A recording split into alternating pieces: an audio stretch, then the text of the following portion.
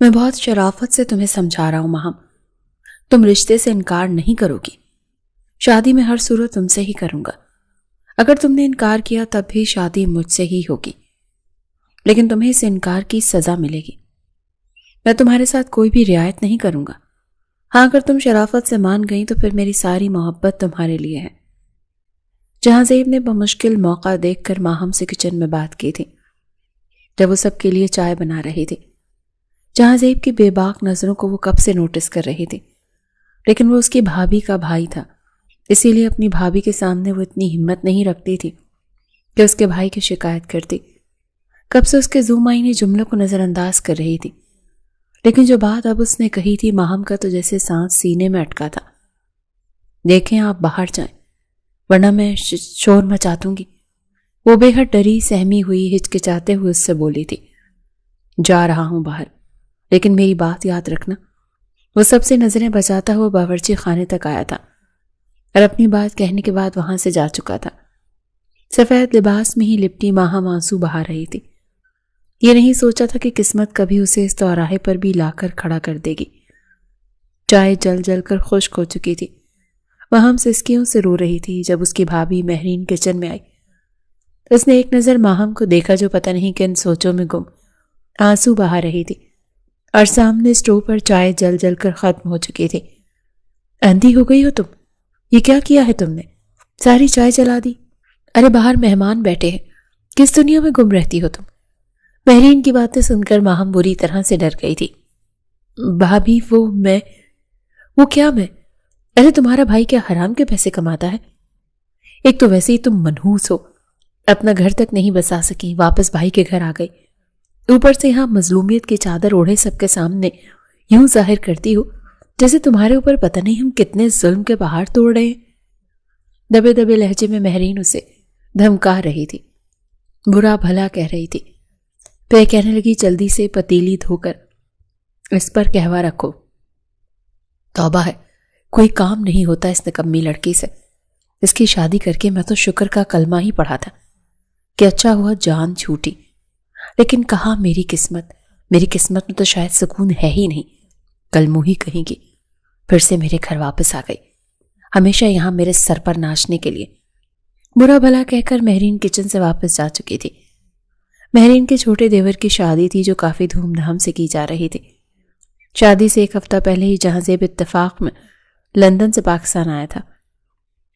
پھر والدین سے خبر ملی کہ بہن کے دیور کی شادی ہے، اسی لیے شادی اٹینڈ کرنے دوسرے شہر جانا پڑا، کیونکہ جہاں زیب کے والدین کہنے لگے کہ ٹھنڈ بہت ہے اور ہم شادی نہیں اٹینڈ کر سکتے، کیونکہ شادی اسلام آباد میں تھی۔ جنوری کی یکپستہ ٹھنڈ میں اس کے لیے والدین اسلام آباد میں شادی دیکھنے سے قاصر تھے، کیونکہ زیادہ تر بیمار رہتے تھے۔ جہاں زیب جب مہرین کے گھر پہنچا تو مہرین تو حیران رہ گئی، کیونکہ جہاں زیب نے اپنی آمد کی خبر بہن کو نہیں دی تھی اور والدین کو بھی منع کر دیا تھا کہ مہرین کو کچھ نہ بتائیں۔ وہ اسے سرپرائز دینا چاہتا تھا۔ مہرین کی تو آنکھیں نم ہو گئی تھی، پورے 8 سال بعد اپنے بھائی کو دیکھ رہی تھی۔ یہاں تک کہ مہرین کی شادی پر بھی وہ نہیں آ پایا تھا، پہلے پڑھائی تعلیم مکمل کے چکر میں، اس کے بعد اچھی نوکری کے لگ جانے کی وجہ سے۔ جہاں زیب کا بہنوئی حماد بھی اس سے بغل گیر ہو کر ملا تھا۔ واٹ اے سرپرائز جہاں زیب، اگر تم بتا دیتے تو ہم تمہیں کراچی ایئرپورٹ سے ریسیو کرنے کے لیے آ جاتے۔ وہ کہنے لگا نہیں کوئی بات نہیں، میں تو آپ لوگوں کو سرپرائز دینا چاہتا تھا، لیکن میں کافی تھک چکا ہوں کیونکہ لندن سے واپسی کل ہی میری ہوئی ہے اور آج مجھے شادی پر آنا پڑا۔ میں نے سوچا چلو میں بھی اسلام آباد کا ہلا گلا دیکھ لوں گا۔ حماد کہنے لگا ہاں کیوں نہیں۔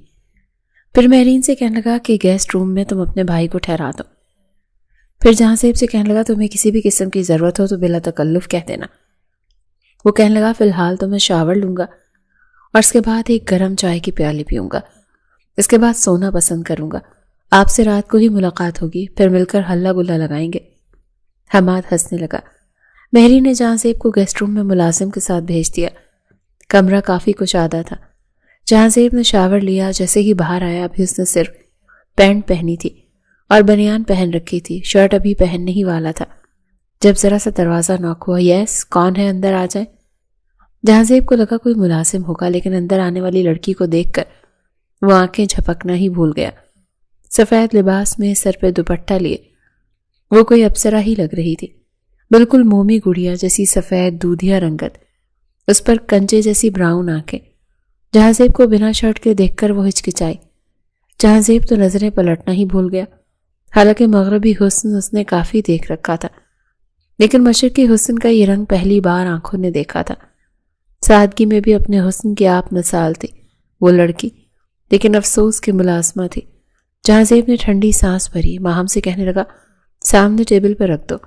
ماہم چھوٹے چھوٹے قدم اٹھاتے ہوئے اندر آئی، چائے سامنے ٹیبل پر رکھ کے جیسے ہی واپسی کے لیے پلٹنے لگی تو جہاں زیب کہنے لگا، بات سنو لڑکی۔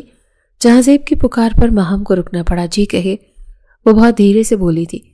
تب تک جہاں زیب اپنی شرٹ کا ایک بٹن توڑ چکا تھا۔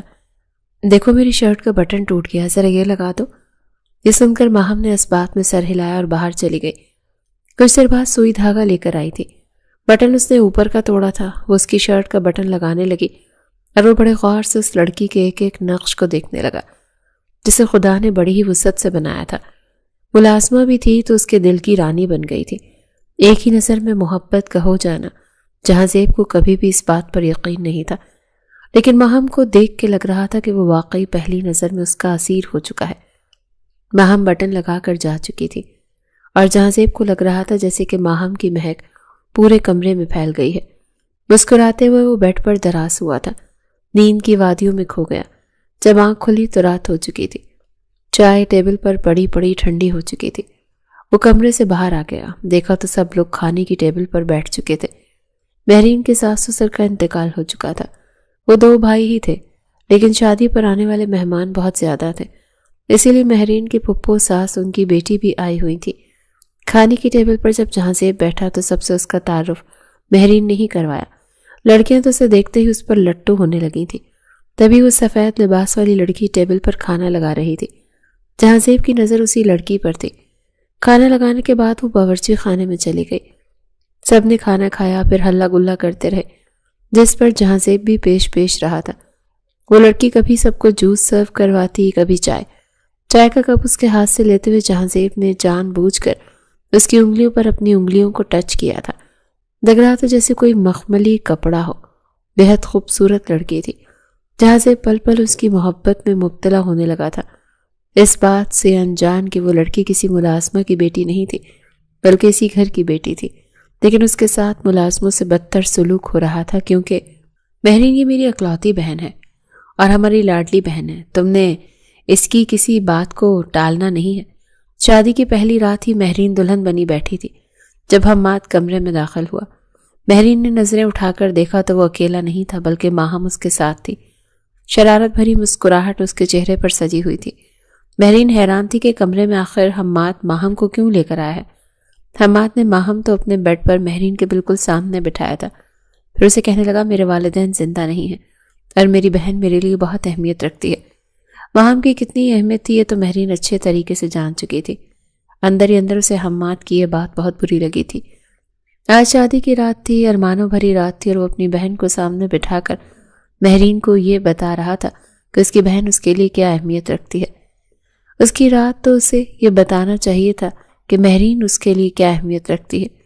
بہرحال پہلی ہی رات مہرین کے دل پر ایک گرہ سی بن چکی تھی۔ ماہم اسے کبھی اچھی نہیں لگتی تھی، لیکن حماد جس قدر ماہم کو اہمیت دیتا تھا، نہ چاہتے ہوئے بھی مہرین کو اپنا رویہ ماہم کے ساتھ بہت اچھا رکھنا پڑا۔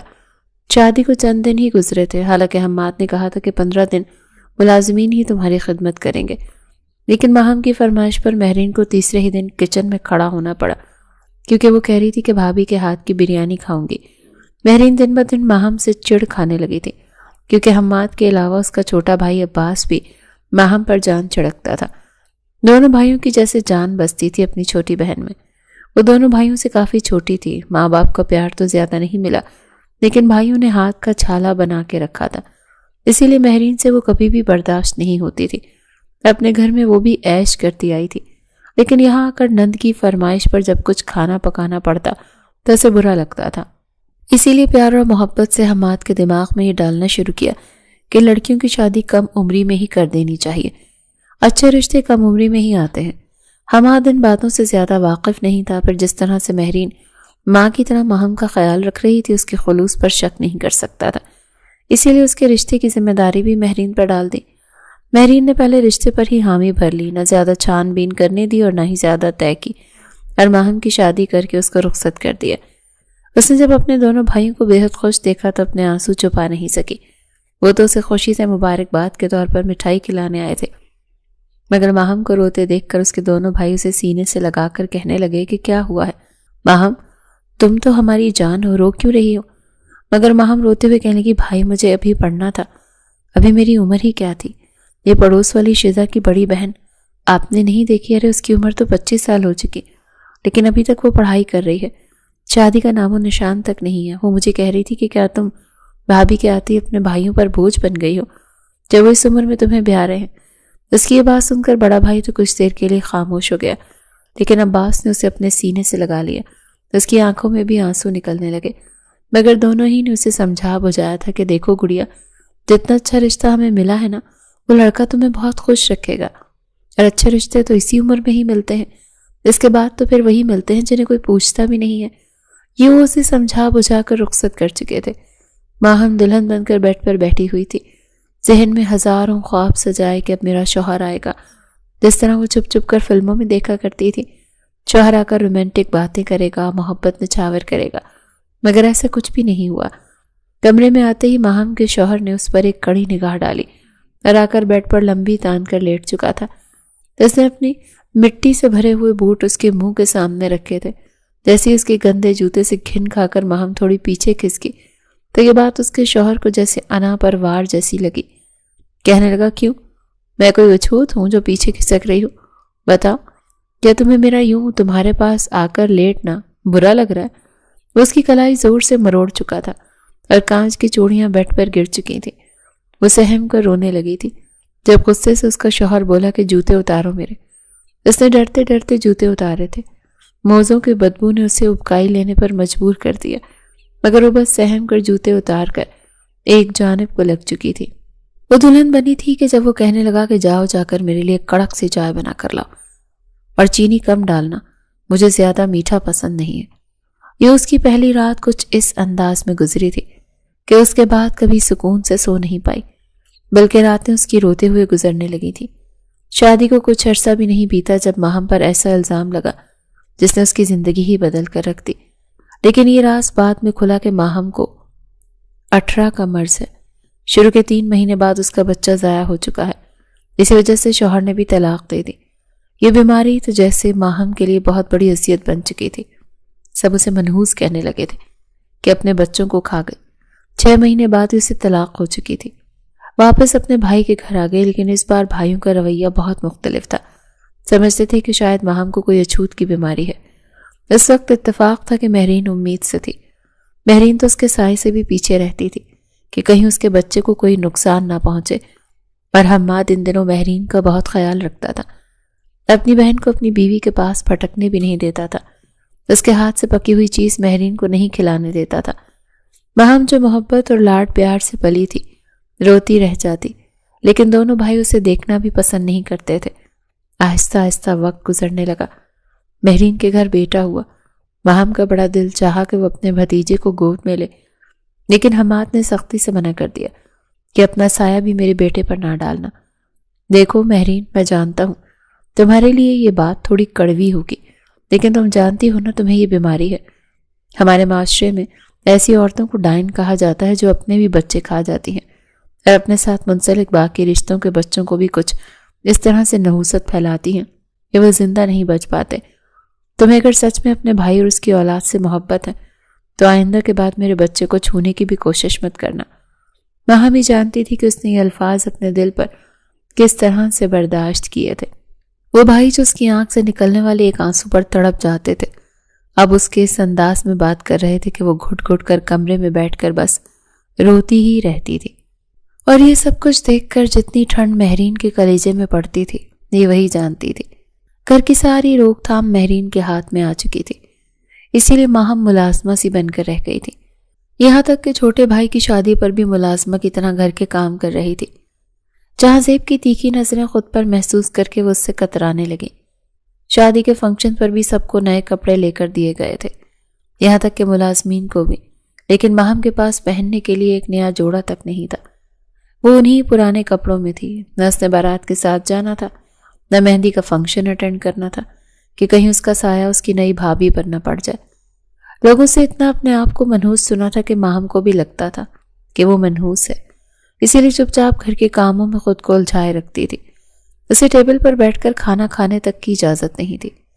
وہ بھائی جو کل تک اس کے ناز نخرے اٹھاتے تھے آج اسے اچھوت سمجھتے تھے، اور اس کے دماغ میں یہ ساری باتیں ڈالنے والی مہرین ہی تھی۔ ایک چپ تھی جو ماہم نے اپنی زبان پر لگا لی تھی، جانتی تھی کہ ساری زندگی اس کی یوں ہی گزر جائے گی، لیکن جہازیب نے آ کر تو جیسے اس کی زندگی میں ہلچل مچا کر رکھ دی تھی۔ وجہ شاید یہ بھی تھی کہ آج سے پہلے کسی مرد نے مہرین کو اس نظر سے دیکھا ہی نہیں تھا۔ وہ گھر سے نکلتی ہی بہت کم تھی اور جب بھی جاتی تھی مکمل پردے میں ہوتی تھی۔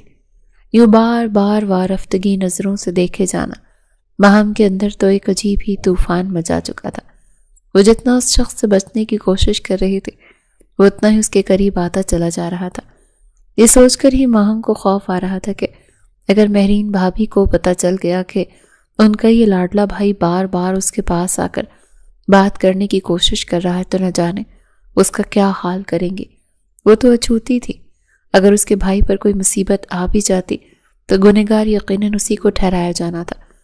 اگلے ہی روز سے ڈھولک شروع ہو چکی تھی، گھر میں مہمانوں کا آنا جانا لگ گیا تھا اور ماہم کا کام بھی بڑھ چکا تھا۔ رات کے 1 بجے تک ہلہ گلا ہوتا رہتا، کسی کو جوس، کسی کو پانی اور کسی کو کچھ چاہیے ہوتا، تو یہ سب اس کی ذمہ داری تھی۔ اور آج صبح سے اسے بخار تھا، کھانسی بھی بہت آ رہی تھی، لیکن اس کی پرواہ کسے تھی، اسی لیے اپنے کاموں میں الجھی ہوئی تھی۔ ناشتے کے بعد مہرین نے اسے دوپہر کے کھانے کا بڑا سا مینیو بتایا تھا۔ دیکھو کھانا تم تیار کرنا، مہمانوں کو کسی قسم کی شکایت کا موقع نہیں ملنا چاہیے، باقی ملازمین صفائی کا کام کریں گے۔ مہرین اسے سب کچھ بتا کر جا چکی تھی۔ وہ جلدی جلدی ہاتھ چلا رہی تھی، لیکن بخار کی وجہ سے اس سے کام نہیں ہو پا رہا تھا۔ جب اسے یوں محسوس ہوا کہ کوئی اس کے پیچھے کھڑا ہے، اس نے پیچھے پلٹ کر دیکھا تو دیکھ کر حیران رہ گئی، جہاں سے بالکل اس کے پیچھے کھڑا تھا۔ وہ بری طرح سے نروس ہوئی۔ آپ یہاں کیوں آئے ہیں؟ اس نے ماتھے پر بل ڈالے پوچھا۔ بس یوں ہی یہاں سے گزر رہا تھا تو آپ کو کھانسنے کی آواز آئی، اسی لیے اندر آ گیا۔ آپ کے چہرے کو دیکھ کر لگ رہا ہے جیسے آپ کی طبیعت ٹھیک نہیں ہے۔ پتہ نہیں کیوں سے اس لڑکی پر بہت ترس آیا تھا جو دن رات ایک ٹانگ پر کھڑی سب کی خدمت کر رہی تھی۔ نہیں ایسا کچھ نہیں ہے، لیکن پھر بھی جہازیب نے جرت کی، اپنے ہاتھ کی پشت اس کی پیشانی پر رکھی تو وہ ہڑبڑا کر پیچھے ہٹی۔ یہ آپ کیا کر رہے ہیں؟ ایک پل لگا تھا، جہازیب سمجھ گیا تھا کہ اسے بخار ہے۔ آپ کو تو بہت تیز بخار ہے، ہٹ جائے گا، کوئی نئی بات نہیں ہے۔ جہازیب کہنے لگا میرے لیے تو نئی بات ہے، ہمارے ہاں ملازمین کے ساتھ بھی نرم رویہ رکھا جاتا ہے محترمہ۔ چلیں یار میں آپ کو ڈاکٹر کے پاس لے جاتا ہوں۔ لیکن ماہم کئی قدم پیچھے ہٹی۔ جی نہیں، بہت شکریہ، اپنے احسانات آپ اپنے ملازمین کے ساتھ کیجیے گا، میں آپ کی ملازمہ نہیں ہوں۔ بڑے غصے سے یہ کہتے ہوئے چھری سے تیزی سے پیاز کاٹنے لگی۔ اتنا سارا کھانا آپ اکیلے بنا رہے ہیں؟ آپ کے ساتھ کوئی بھی ہیلپ کرنے والا نہیں ہے؟ جہازیب نے بھرے ٹیبل کو دیکھا جس پر مختلف چیزیں پڑی تھیں جو سب کی سب ماہم کو ہی بنانی تھی۔ دیکھیں آپ یہاں سے جائیں، مجھے میرا کام کرنے دیں۔ میرے خیال سے آپ نے مہرین کو نہیں بتایا کہ آپ کی طبیعت خراب ہے، ورنہ یقیناً میری بہن آپ کا بہت خیال رکھتی۔ ہو سکتا ہے آپ کو 2 دن کی چھٹی دے دیتی، اپنے گھر جا کر آرام کر لیجئے۔ آپ کو اس وقت آرام کی ضرورت ہے اور اتنے ملازمین ہیں، وہ کھانا بنا لیں گے، نہیں بھی بنایا تو بازار سے آ جائے گا۔ پتہ نہیں کیوں اسے اس نازک سی لڑکی پر بڑا ترس آ رہا تھا۔ میرا کوئی گھر نہیں ہے، بڑی دل گرفتگی سے اس نے کہا تھا۔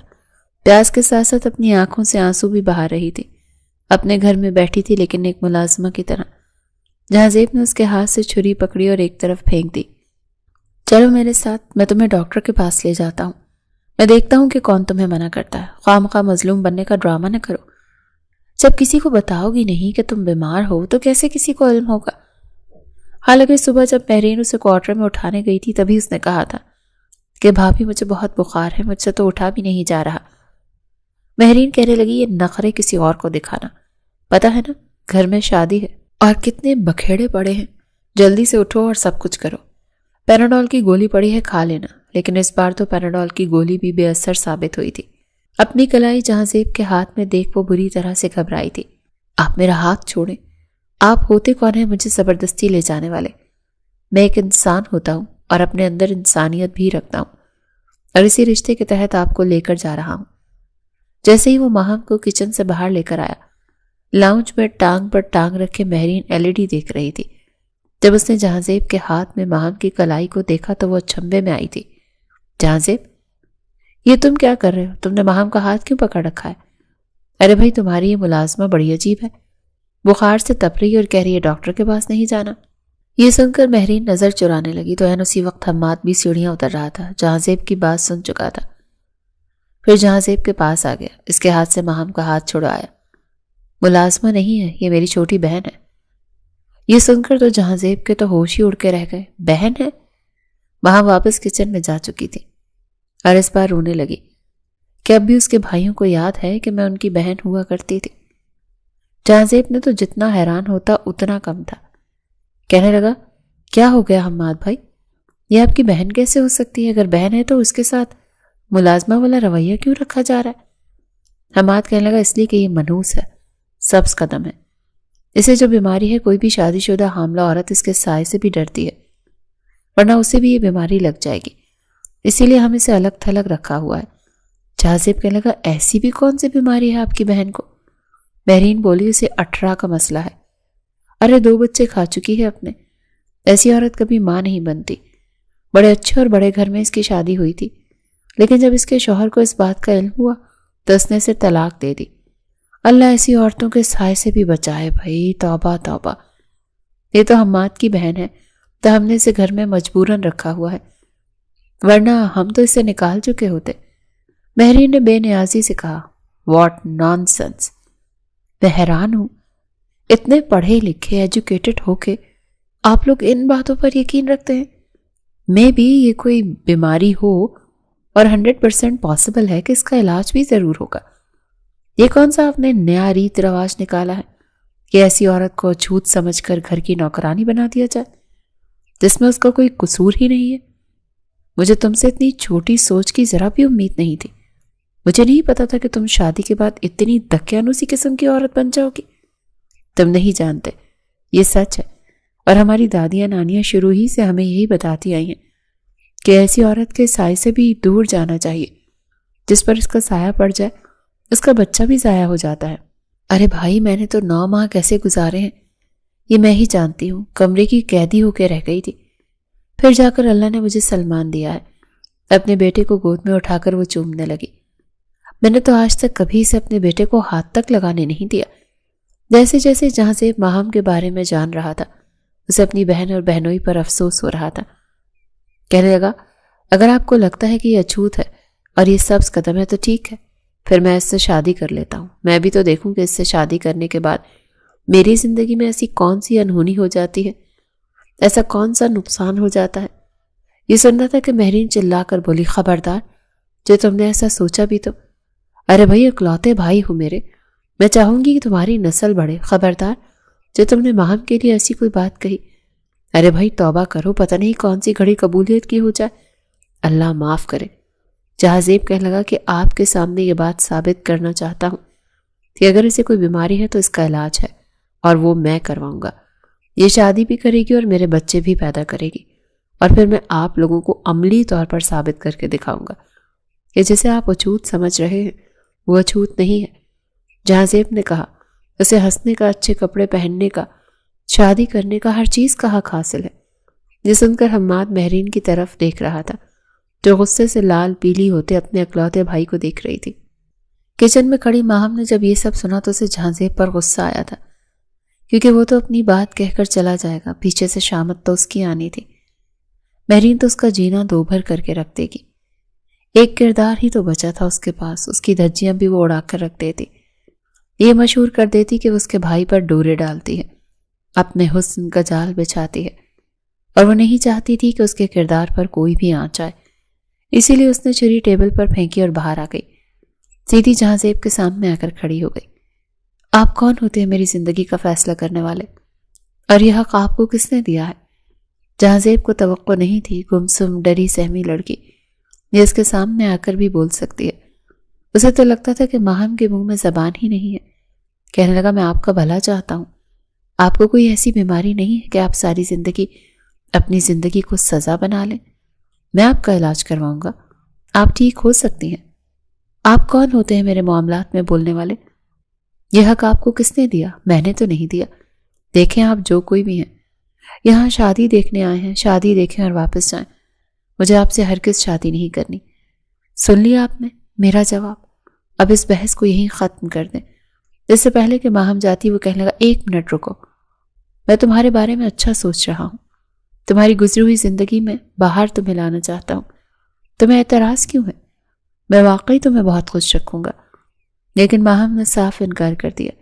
مجھے نہیں چاہیے خوشیاں، میں اپنی اس زندگی سے بہت خوش ہوں۔ جہازیب کو اس لڑکی پر حیرت ہوئی تھی۔ ماہم جا چکی تھی۔ مہرین کہنے لگی، سن لیا تم نے اس کا جواب؟ دیکھ لی اس لڑکی کی اکڑ؟ ارے دفع کرو اسے، اس کو اس کی زندگی جینے دو۔ جب اسے کوئی اعتراض نہیں ہے تو تمہیں کیا تکلیف ہے؟ ایک سے بڑھ کر ایک لڑکی تمہارے لیے ہے، جس پہ ہاتھ رکھو گے وہ شادی کے لیے تیار ہو جائے گی۔ کہاں تم میرے شہزادے بھائی اور کہاں وہ منحوس سبز قدم لڑکی۔ جہازیب اپنے کمرے میں چلا گیا۔ کافی دیر ماہم کے بارے میں سوچتا رہا کہ وہ کیوں کر رہی ہے ایسا۔ اسے تو چاہیے فوراً سے ہاں کر دے۔ وہ واقعی سے خوش رکھنا چاہتا تھا۔ بہرحال شادی کے فنکشن سٹارٹ ہو چکے تھے۔ نہ وہ مہندی پہ گئی نہ بارات کے ساتھ، اسے سادے لباس میں گھر پر ہی بیٹھی رہی۔ البتہ بارات پر جہازیب جلدی ہی ہال سے واپس گھر آیا تھا، حالانکہ ابھی کئی رسمیں باقی تھیں۔ اتفاق تھا کہ تمام ملازمین اپنے اپنے کوارٹرز میں جا چکے تھے، کیونکہ رات کا فنکشن کافی لیٹ ہو چکا تھا۔ البتہ ماہم جاگ رہی تھی، وہیں لاؤنج میں ڈائننگ ٹیبل پر کرسی پر بیٹھی اونگ رہی تھی، کیونکہ مہمانوں کے آتے ہی اسے سب کے لیے چائے سرو کرنی تھی، پھر جا کر اسے آرام نصیب ہونا تھا۔ 3 دن سے بخار میں تھی، بس پیناڈول کھا کر کام کر رہی تھی۔ جہازیب نے جب اسے گہری نیند میں دیکھا اور اونگتے ہوئے دیکھا تو اس کے پاس کھڑا ہو گیا، کہنے لگا، ماہم۔ وہ بری طرح سے چونکی، سامنے جہازیب کو دیکھ کر ماتھے پر بل پڑے۔ 3 دن سے تمہیں بخار ہے اور مجھے بہت برا لگ رہا ہے۔ چلو آؤ، میں تمہیں دوائی لے دیتا ہوں، میں تمہارے لیے ہی فنکشن چھوڑ کر آیا ہوں۔ بڑی بے تکلفی سے جہازیب نے اس کی کلائی پکڑی۔ ہاتھ چھوڑو میرا، ہوتے کون ہو تم میری خیر خواہی کرنے والے؟ اس بار جہازیب کو غصہ آیا تھا۔ اس کی کلائی پکڑے وہ زبردستی اسے باہر لے آیا اور اپنی گاڑی میں بٹھا دیا۔ وہ ڈرائیونگ سیٹ سنبھال چکا تھا۔ چوکیدار سے کہنے لگا، دروازہ کھولو۔ چوکیدار نے دروازہ کھول دیا۔ عجیب زبردستی ہے، تم ہوتے کون ہو میرے ساتھ یوں زبردستی کرنے والے؟ ماہم کو غصہ آیا، جب تم بات نہیں مانو گی تو مجبوراً مجھے زبردستی ہی کرنی پڑے گی۔ میں تمہارا علاج کرواؤں گا، تمہیں دوائیاں بھی اپنے ہاتھ سے کھلاؤں گا، کیونکہ مجھے تم صحت مند چاہیے ہو۔ آخرکار کل کو میری نسل پیدا کرنی ہے، تمہاری صحت اچھی ہوگی تبھی تو میرے بچے بھی صحت مند پیدا ہوں گے۔ جہازیب کی بات پر ماہم کو آگ لگی تھی۔ نہ مجھے تم سے شادی کرنی ہے، نہ ہی میں بچے پیدا کر سکتی ہوں۔ اگر تم نے زبردستی میرے ساتھ کچھ بھی کیا تو میں اپنی جان لے لوں گی، سن رہے ہو تم؟ میں چلتی گاڑی سے کود جاؤں گی۔ ماہم کی دھمکی سن کر جہازیب نے گاڑی کی سپیڈ اور تیز کر دی۔ گاڑی کو یوں تیز رفتاری سے بھاگتا دیکھ ماہم پریشان ہوئی تھی۔ پلیز گاڑی آہستہ چلائیں، مارنا ہے آپ نے مجھے۔ یہ سن کر جہازیب کے چہرے پر مسکراہٹ چھائی تھی۔ ہاں، تمہیں ویسے بھی مرنا ہے نا، تو میں نے سوچا کیوں نہ دونوں اکٹھے مر جائیں، اگلے جہان میں جا کر مل لیں گے، کیا خیال ہے؟ اس کے کان کے قریب ہو کر بولا۔ وہ بری طرح سے گھبرائی تھی۔ دیکھیں گاڑی آہستہ چلائیں، آپ کو مرنا ہے تو بے شک مر جائیں، لیکن مجھے نہیں مرنا۔ وہ استہزائیہ مسکرایا تھا۔ جس طرح کی زندگی تم جی رہی ہو، میں ہوتا تو مرنے کی خواہش کرتا۔ بڑی عجیب لڑکی ہو کہ تم ایسی زندگی جینا چاہتی ہو۔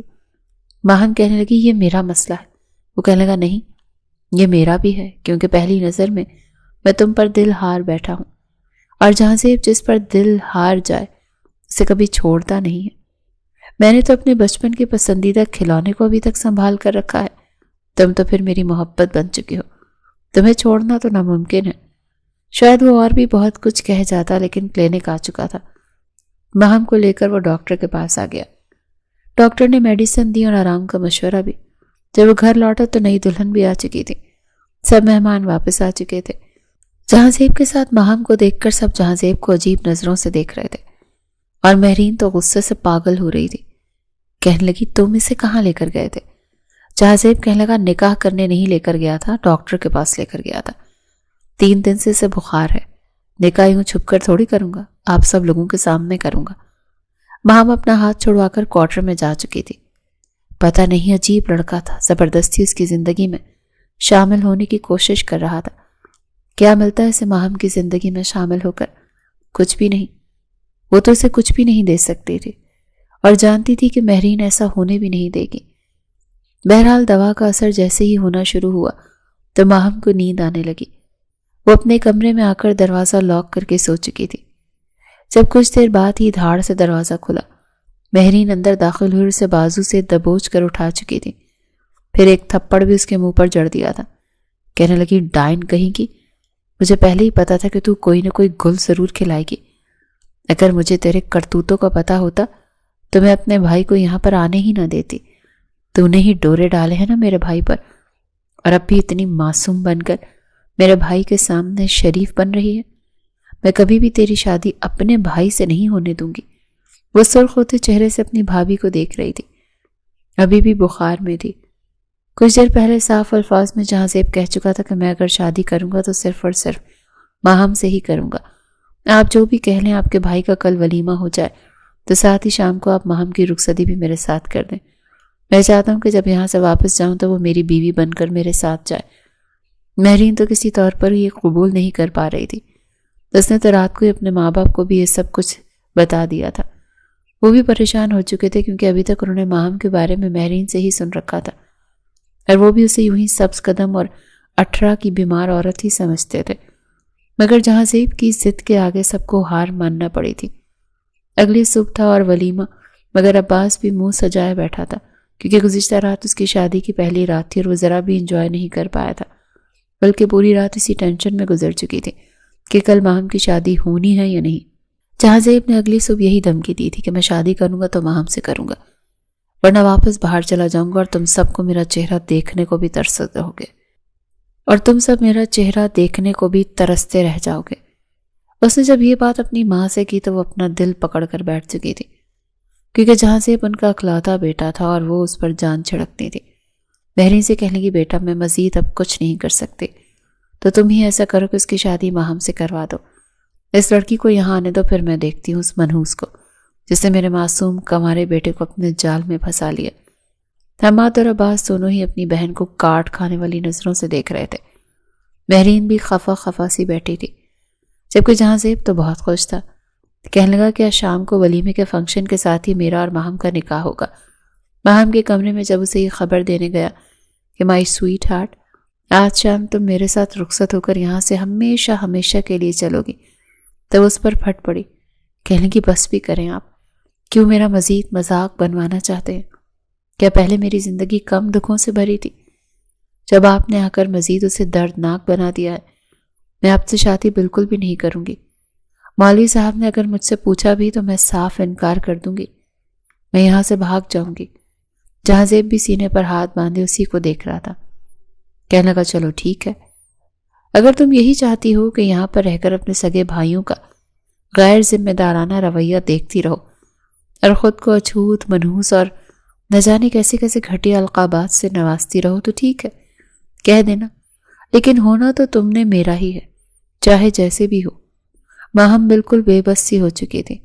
ابھی تو پچھلی شادی کے زخمی نہیں بھرے تھے کہ اب جہاں زیب کا جنون اسے پاگل کر رہا تھا۔ وہ ایک گہری سانس خارج کر کے رہ گئی۔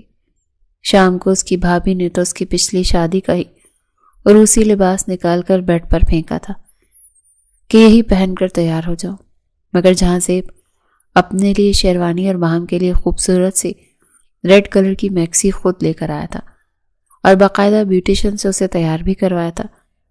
ایک نظر جب ماہم نے خود کو دیکھا تو وہ خود کو پہچان ہی نہیں پا رہی تھی۔ کیا یہ وہی ماہم تھی؟ شرارتی، نٹکھٹ سی، سب کی لاڈلی۔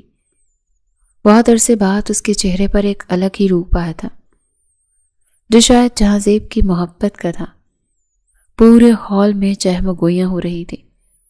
سبھی حیران تھے کہ ماہم کی شادی، وہ بھی ایسے اچانک جہاں زیب کے ساتھ۔ کئی عورتوں کی زبان پر تو یہ تھا کہ ارے یہ تو 18 کی مریض ہے نا، یہ مہرین کیا پاگل ہو گئی ہے جو اپنے اکلوتے بھائی کی شادی اس مریضہ سے کروا رہی ہے۔ لیکن جہاں زیب کو ان باتوں سے کوئی فرق نہیں پڑ رہا تھا۔ مولوی صاحب آ چکے تھے۔ ایجاب و قبول جب ہونے لگا تو ایک نظر ماہم نے جہانزیب کی طرف دیکھا تھا۔ سرگوشی نما انداز میں کہنے لگی کہ پلیز ایسا مت کریں، مجھ سے اگر آپ کی شادی ہو گئی تو آپ کی بھی زندگی برباد ہو جائے گی۔ مگر جہانزیب نے اس کا دوسرا ہاتھ تھام لیا تھا، کہنے لگا سائن کرو۔ نکاح ہو چکا تھا۔ جب اپنے بھائیوں کے پاس ملنے کے لیے آئی، دل تو اس کا یہی تھا کہ ایک آخری بار اپنے بھائیوں کے سینے سے لگ کر وہ ساری تلخیاں مٹا کر زندگی کی نئی شروعات کرے۔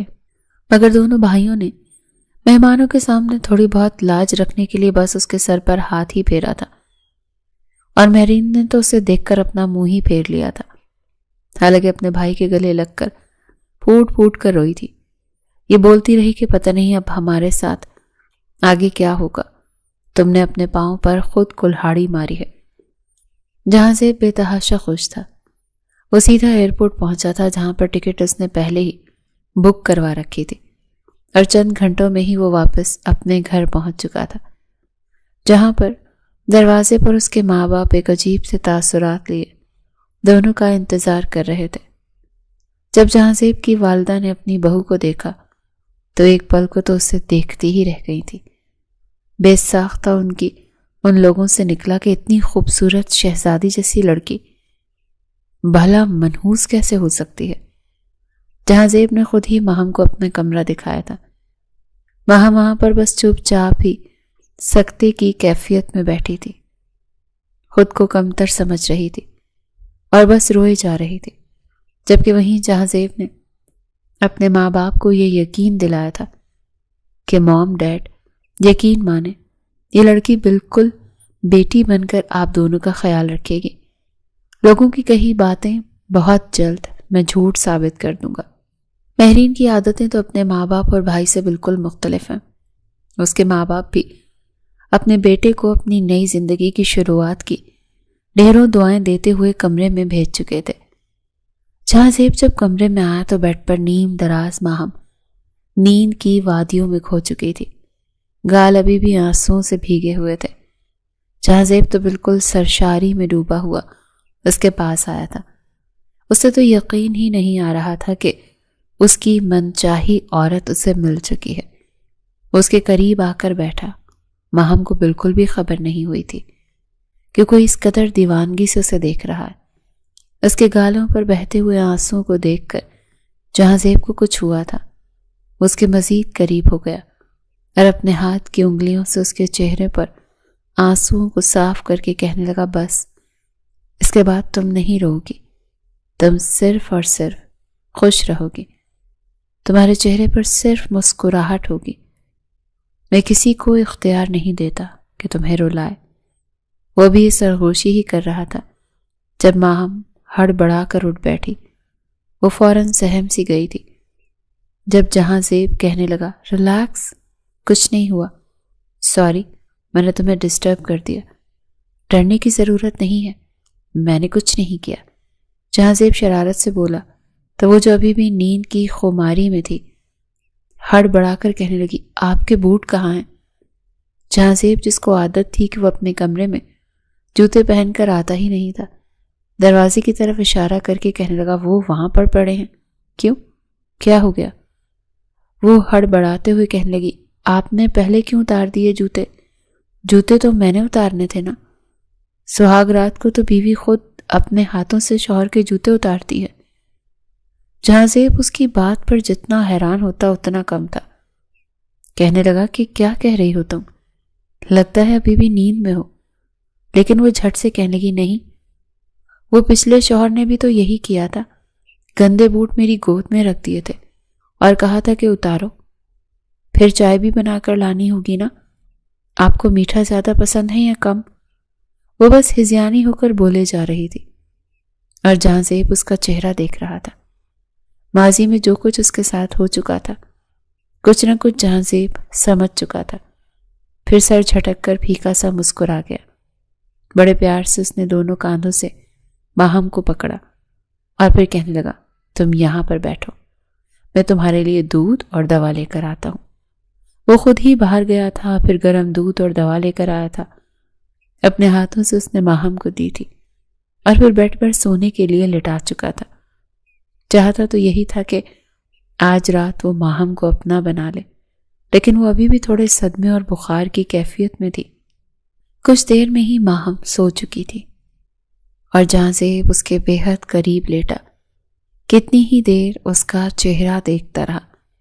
اپنے ہاتھوں سے اس نے اس کی جیولری اتاری تھی اور پھر اپنی باہوں میں اسے سمیٹ کر وہ بھی پرسکون نیند سو چکا تھا۔ اگلی صبح بخار کا زور ٹوٹ چکا تھا اور ماہم کی ہی پہلے آنکھ کھلی تھی۔ جب اس نے اپنے بے حد قریب جہاں زیب کو دیکھا تو ہڑبڑا کر اٹھ بیٹھی۔ جہاں زیب بھی جاگ چکا تھا۔ اسے یوں کھلے بالوں میں سٹ پٹائے ہوا دیکھ کر مسکرا کر کہنے لگا، شادی کی پہلی صبح مبارک ہو میری جان۔ یہ سن کر ماہم تھوڑی شرما سی گئی تھی، لیکن پھر سر کو کھجاتے ہوئے کہنے لگی، میں کب سوئی تھی اور میں نے آپ کو تنگ تو نہیں کیا؟ آپ میرے پاس کیوں سوئے تھے؟ کہیں آپ نے میرے ساتھ کچھ کیا تو نہیں؟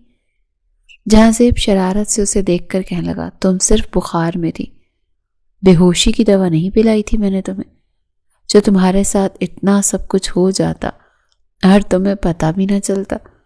چلو شاباش، ایسے مجھے کچھ بھی کرنے کا مزہ نہیں آنا تھا جب تک تم پورے ہوش و حواس میں میرا بھرپور ساتھ نہ دیتی۔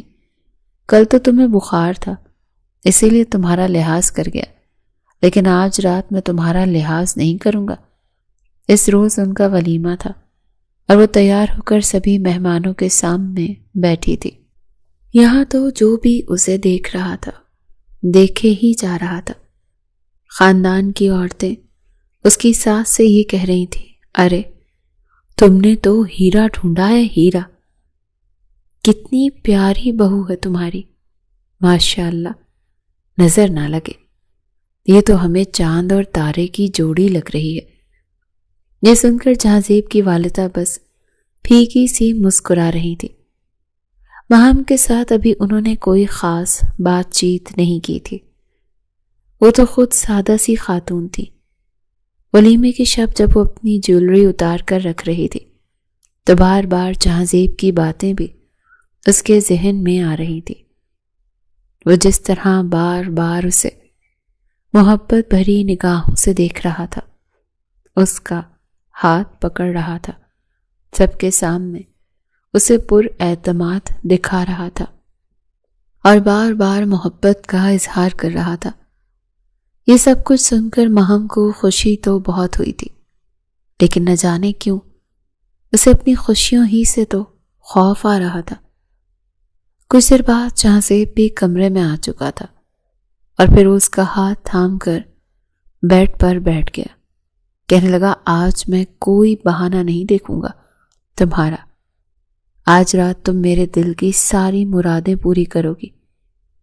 وہ جھجکتے ہوئے کہنے لگی، پلیز میرے قریب مت آئے، میں نہیں چاہتی کہ میرا جو کالا سایہ ہے وہ آپ پر بھی آ جائے اور آپ کی زندگی میں مشکلات آنے لگیں۔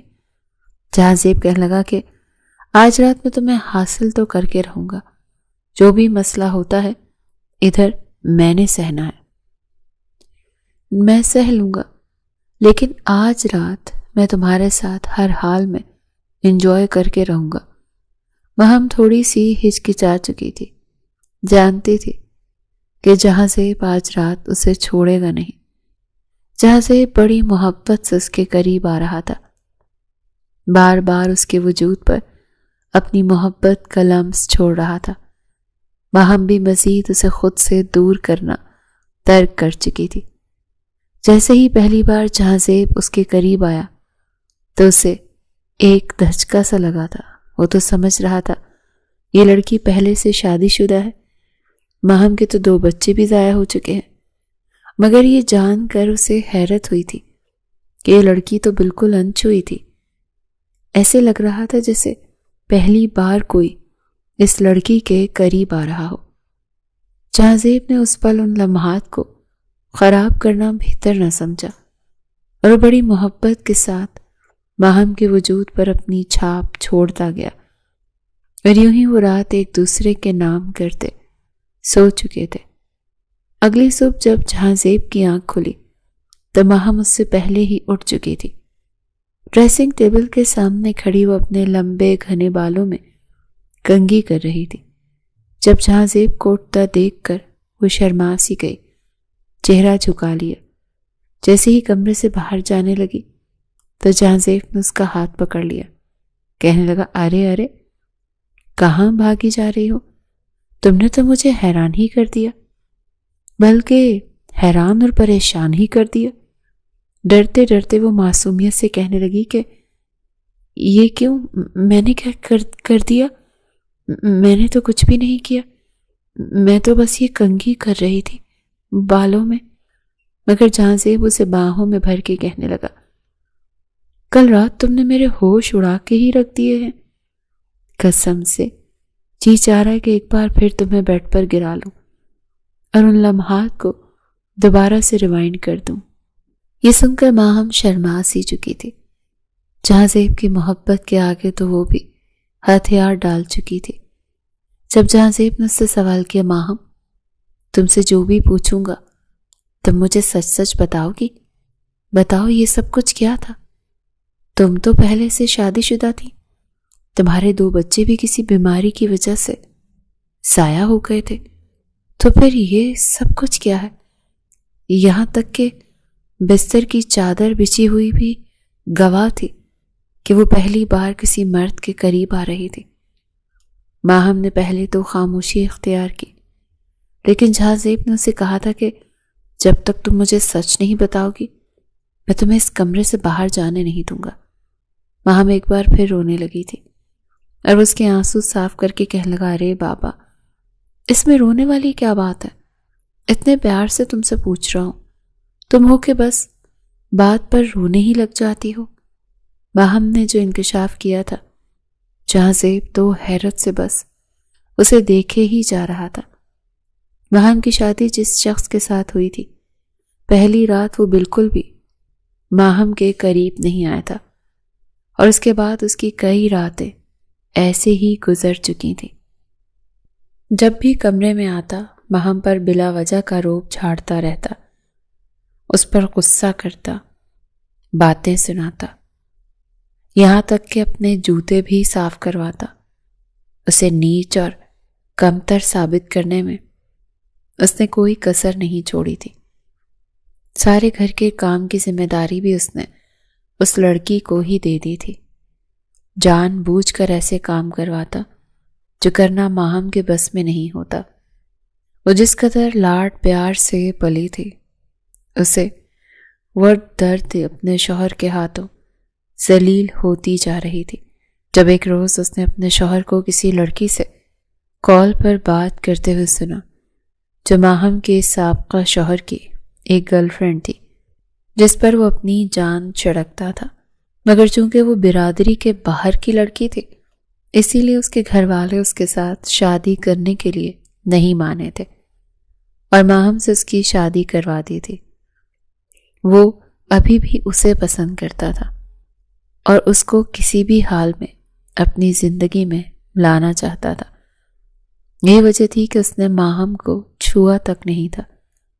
جب شادی کو 3 ماہ گزرنے لگے اور گھر والے بار بار یہ فرمائش کرنے لگے کہ ابھی تک کوئی خوشخبری کیوں نہیں آئی، ارے کب تم ہمیں پوتا اور پوتی کی خوشخبری سناؤ گی، تب ماہم کو ڈرا دھمکا کر اس کے سابقہ شوہر نے کہا تھا، تم سب کے سامنے یہ ڈرامہ کرو گی کہ تم ماں بننے والی ہو۔ ماہم تو پہلے ہی اپنے شوہر سے بے حد خوفزدہ تھی، اس نے ایسے ہی کیا تھا، لیکن جیسے ہی 5-6 مہینے گزرے تو خود ہی خبر پھیلا دی کہ بچہ ضائع ہو گیا ہے۔ یہ لڑکی تو ہے ہی بے وقوف، پھوہڑ قسم کی، اسے تو بچے سنبھالنا ہی نہیں آتا۔ اس کے بعد دوبارہ سے اس نے یہی ڈرامہ کیا تھا۔ اپنے شوہر کی حقیقت سے ماہم واقف تھی، لیکن کسی کو کچھ بتا نہیں سکتی تھی۔ 2 بار جان بوجھ کر یہ الزام لگایا کہ اس نے اپنا بچہ ضائع کر دیا ہے، اسے تو وہ 18 کی بیماری ہے، میں تو اس عورت کے ساتھ نہیں رہ سکتا، یہ تو منحوس ہے۔ یوں ماہم کو وہ طلاق دے چکا تھا اور پھر اپنے ماں باپ کو جیسے تیسے مجبور کر کے اس نے اپنی من پسند لڑکی سے شادی بھی کر لی تھی۔ وہ اپنی زندگی میں خوش تھا، مگر اس کی وجہ سے ماہم کی زندگی برباد ہو چکی تھی۔ وہ جو ماہم کو 18 کی مریضہ بنا رہا تھا، خود اپنی من پسند عورت کے ساتھ نئی زندگی کی شروعات کرنا چاہتا تھا۔ یہ ماہم کے ہی آنسو تھے، اور شاید مکافات عمل تھا کہ 3 بار وہ لڑکی پریگننٹ ہو چکی تھی، لیکن ہر بار 3 ماہ کا حمل ہو کر پھر بچہ ضائع ہو رہا تھا۔ ڈاکٹر نے تو صاف کہہ دیا تھا کہ ہمیں لگتا ہے اسے 18 کی بیماری ہے، ہمیں اس کا علاج کرنا پڑے گا۔ ماہم روتے ہوئے ساری سچائی جہاں زیب کو بتا رہی تھی، اور جہاں زیب تو یہ حقیقت جاننے کے بعد اسے اپنے سینے سے لگا چکا تھا۔ کہنے لگا کہ میں تو اس شخص کا منہ ہی نوچ ڈالوں جس نے میری ماہم کی زندگی اس قدر اذیت ناک بنا دی۔ اس کے اس جھوٹ اور فریب کی وجہ سے تمہارے ساتھ یہ سب کچھ ہوا۔ قسم سے میرا بس چلے تو میں اس کا حشر بگاڑ کے رکھ دوں۔ تم چپ کر جاؤ پلیز، میں تمہاری آنکھوں میں آنسو نہیں دیکھ سکتا۔ مجھے تو پہلے ہی پتا تھا تم کوئی اچھوت، کوئی سبز قدم نہیں۔ ارے تم تو معصوم ہو، میرے دل کی دھڑکن ہو، میرے دل کی رانی ہو۔ وہ اسے بچوں کی طرح بہلا رہا تھا، اور ماہم چپ ہو چکی تھی۔ دھیرے دھیرے جہاں زیب کی محبت سے اس کا کھویا ہوا اعتماد واپس لوٹ چکا تھا۔ اس ساری حقیقت کے بارے میں جہاں زیب نے اپنی ماں کو بھی بتا دیا تھا، جس کے بعد ان کا رویہ ماہم کے ساتھ کافی اچھا ہو چکا تھا۔ چند روز میں ہی اس نے گھر کی ذمہ داریاں بھی سنبھال لی تھی۔ جہاں زیب نے اسے اکثر اپنے ساتھ باہر گھمانے لے جاتا، لیٹ نائٹ، لانگ ڈرائیو، پھر محبت کا اظہار۔ چند ماہ میں ہی ماہم واپس سے وہی ہستی کھلکھلاتی لڑکی بن چکی تھی، لیکن ایک کسک اس کے دل میں رہ گئی تھی کہ کاش اس کے بھائی اس کے ساتھ ایسا نہ کرتے۔ شادی کے 4 ماہ بعد ہی ماہم پریگننٹ ہو چکی تھی۔ جب یہ خبر مہرین کو پہنچی تو اس کے حلق میں تو نوالا ہی پھنس چکا تھا۔ اس کی ماں خوشی سے بتا رہی تھی کہ تمہارا بھائی باپ بننے والا ہے۔ وہیں مہرین نے جب یہ خبر حماد اور عباس کو سنائی تو وہ بھی حیران ہو چکے تھے۔ کہنے لگے کہ یہ کیسے ممکن ہے؟ تم تو کہہ رہی تھی کہ ایسا کبھی ہو ہی نہیں سکتا۔ مہرین کہنے لگی، ہاں میری اماں تو ویسے ہی خوش ہو رہی ہیں اور ہمیں بھی پاگل کر رہی ہیں۔ اماں 4-5 مہینے بعد دیکھیے گا کیسے یہ آپ کو خوشیوں پر پانی پھیرتی ہے۔ یہ سن کر مہرین کی ماں بھی غصہ ہو چکی تھی۔ غصے سے کہنے لگی، شرم آنی چاہیے، کیسی بہن ہو تم، بجائے اپنے بھائی کو اور اس کی آنے والی اولاد کو نیک نصیحت کی اور لمبی زندگی کی دعا دینے کے، تم اس طرح کی باتیں کر رہی ہو۔ میں نے تو غلطی کر دی تمہیں کال کر کے۔ یہ سن کر ماہم کے دل میں بھی عجیب سا خوف بیٹھ چکا تھا، مگر جہاں زیب نے اس کا اتنا خیال رکھا کہ ساری بری سوچیں اس کے دماغ سے نکل چکی تھیں، اور اس نے چند ماہ کے بعد ہی ایک خوبصورت سے بیٹے کو جنم دیا۔ جب جہاں زیب نے کال کر کے حماد کو بتایا کہ آپ ماموں بن چکے ہیں تو حماد حیران سے رہ چکا تھا۔ دونوں ہی بھائی اگلی فلائٹ سے سیدھا اپنی بہن کے گھر مٹھائی اور تحفوں کے ساتھ پہنچے تھے، جہاں پر ماہم اپنے بیٹے کے ساتھ موجود تھی۔ دونوں ہی شرمندہ سے تھے، وہیں مہرین بھی سر جھکائے ہوئے تھی۔ پہلے تو مہمانوں کا آنا جانا چلتا رہا، لیکن پھر دونوں بھائی اپنی بہن کے پاس بیٹھ کر تھوڑی شرمندگی کے انداز میں معافی مانگ رہے تھے کہ کاش ہم تمہیں منحوس نہ کہتے، بلکہ ہم خود تمہارا علاج کرواتے تو شاید تمہیں آج اتنا برا نہ لگتا۔ ہم تو بس روایتی پن میں آ کر اپنی بہن سے دور ہو گئے، ورنہ تم تو ہماری شہزادی تھی۔ انہیں سمجھ نہیں آ رہی تھی کہ کن الفاظ میں وہ اپنی غلطی کا ازالہ کریں، مگر تبھی جہاں زیب خود بولا تھا، کہنے لگا کوئی بیماری نہیں تھی اسے، یہ تو بس آپ لوگوں کی غلطی تھی جو کم عمری میں اس کی شادی کروا دی، اور جس شخص سے کروائی وہ عمر میں اس سے کافی بڑا تھا، اسے ڈرا دھمکا کر رکھتا تھا، جھوٹ پر جھوٹ بول کر، الزام لگا کر ماہم کو کمتر اور کمزور کر دیا تھا۔ لیکن اب یہ میرے ساتھ بالکل صحیح ہاتھوں میں آئی ہے۔ وہ رونقیں جو خوشی اس کے چہرے پر کبھی ہوا کرتی تھی وہ میں واپس لا چکا ہوں۔ جب حقیقت سے جہاں سے انہوں نے آگاہ کیا تو وہ شرمسار سے ہو چکے تھے۔ حماد کا رویہ مہرین سے بھی تھوڑا بدل چکا تھا، وہیں مہرین کو تو اپنے گھر بچانے کی فکر لاحق ہو چکی تھی۔ بہرحال ایک ہفتہ تینوں بہن بھائی ایک ساتھ رہے، پھر سبھی ماہم کو ڈھیروں دعائیں دیتے واپس چلے گئے۔ ماہم اپنے بیٹے کو گود میں اٹھائے سب کو الوداع کہہ کر جیسے ہی پلٹی تو جہاں سے پیچھے ہی کھڑا تھا۔ 9 مہینے سے اس لڑکی کو دیکھ رہا تھا جس کے ہاتھ آ ہی نہیں رہی تھی۔ فوراً بچے کو اٹھا کر اپنی ماں کی گود میں دیا اور کہنے لگا کہ اور کتنا صبر کرواؤ گی محترمہ، اب تو ڈاکٹر نے بھی کہہ دیا کہ تم اپنے شوہر کے پاس آ سکتی ہو۔ چل اب مزید مریضہ بن کے نہیں رہنے دوں گا تمہیں۔ حلیہ درست کرو، آج ہم باہر ڈنر کریں گے، آئس کریم کھائیں گے اور واپسی پر تمہیں اسپیشل ٹریٹمنٹ دینا ہوگا، وہ بھی مجھے۔ آخر میں نے 9 مہینے کا پیار نکالنا ہے تم پر۔ ماہم تو اس کی بات سن کر ہی شرما چکی تھی، سینے پر ایک مکہ مار کر ہنسنے لگی کہ آپ بھی نا، ذرا شرم نہیں ہے آپ کو، مگر اسے باہوں میں بھر کر اس کے ماتھے پر لب رکھ چکا تھا۔ کہنے لگا کہ یار، ایک تو تمہاری شرماتے ہوئے ہنسی، میں تو اس پر دل و جان سے قربان۔ یہ کہہ کر اسے باہوں میں بھر کر ایک ٹھنڈی پرسکون سانس خارج کر کے رہ گیا، اور ماہم بھی جیسے اسے پا کر خود کو دنیا کی خوش نصیب ترین عورتوں میں شمار ہو چکی تھی۔